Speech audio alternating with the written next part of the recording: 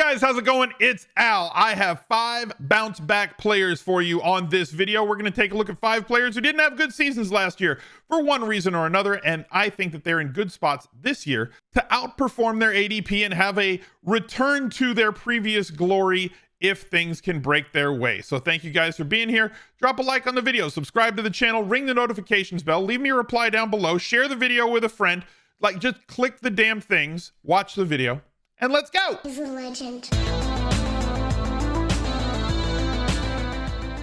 Make sure that you go take a look over at the great products they have at UnderdogFantasy.com, your home for best ball this summer.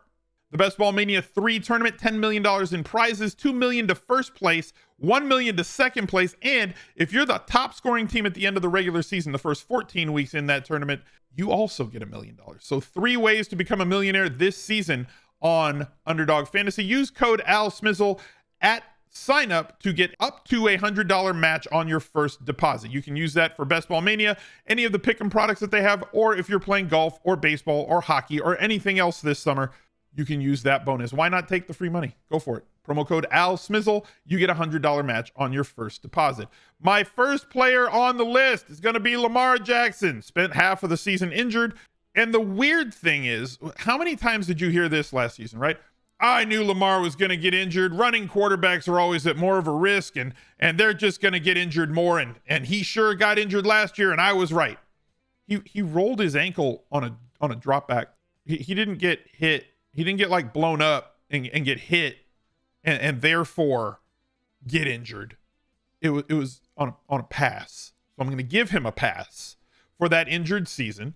22 fantasy points per game last year. I think that this season is lining up very well for him. Obviously, they don't have Marquise Brown in the lineup. Andrews is a very easy pair with him in the second round. Right now, he's being drafted as the QB4, which I think is fair, an ADP of 51.5. And I've seen drafts where he slides into the 60s as people either didn't want to pair him with Mark Andrews or they just don't want to go get him because there's not that many players to stack with him based on the way that they run their offense. A single stack, a double stack if you get Bateman, or if you want to spend a late pick on Devin Duvernay, who's going in like the 18th, 17th, 18th rounds right now. Just understand it's not going to be a high volume pass game offense, but Lamar Jackson is prone to spike weeks based on his ability to get you 100 yards on the ground, a rushing touchdown, 250 or 300 yards through the air if he has one of those big days with 3, 4, 5 touchdowns through the air as well.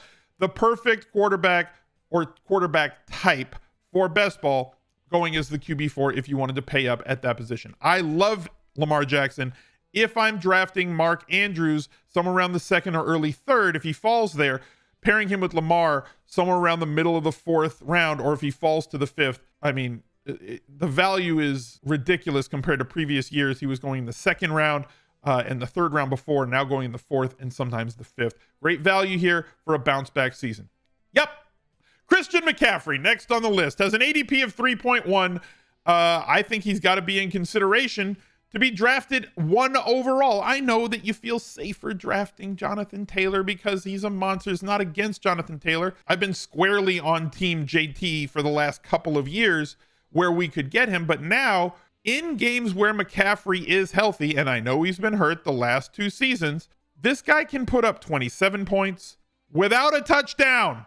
26 points without a touchdown. If he gets into the end zone, he does a whole lot more for you just for how much he is involved in the passing game for these Carolina Panthers. And nothing is going to change about the way that they run their offense unless they have a different quarterback under center. If it's Darnold, or if they trade for Baker Mayfield, or if the Browns cut Mayfield and they bring in him off the waiver, whatever it is. They're currently in talks to change the quarterback. And if you don't believe in Baker Mayfield as a quarterback, that's fine, but he's clearly an upgrade over Sam Darnold.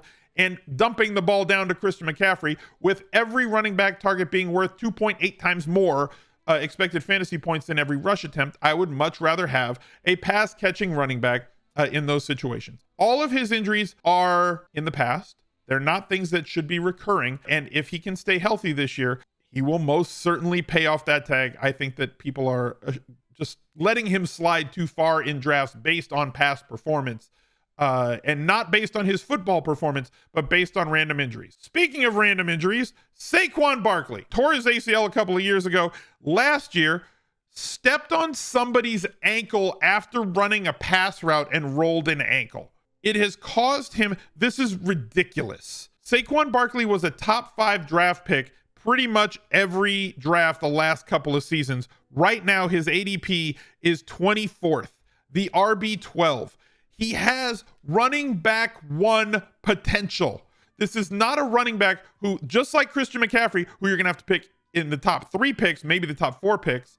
We did that draft with Peter Jennings where he slid to us at the 8th pick. That was absurd. We're clearly taking him there. Saquon Barkley, you don't have to make that decision. They're getting him at the end of the 2nd round or the beginning of the 3rd round. I've clicked this name so many times in drafts so far this summer that I really hope that he can avoid injury this season. And all signs point to yes, right? The ACL is past him. Last year was a fluke freak injury that could have happened to any single player that's out there. And considering the upgrade in coaching staff and offensive style, and he is a do-it-all back for us. He's going to dominate the inside the 5 touches. He's going to get his touches on the ground, and he's going to be extremely involved in the passing game. Everything that you want out of a running back, Saquon Barkley is giving that to you, and you're getting him at a massive discount. Like I said, RB1 overall potential. If he stays healthy, he should be somewhere in that top 6. He's being drafted as the RB12 right now. I got a couple of wide receivers for you. Let's start with Allen Robinson. Last year, Allen Robinson was on a video that we recorded on stream but never made it to YouTube on my do not draft wide receivers list.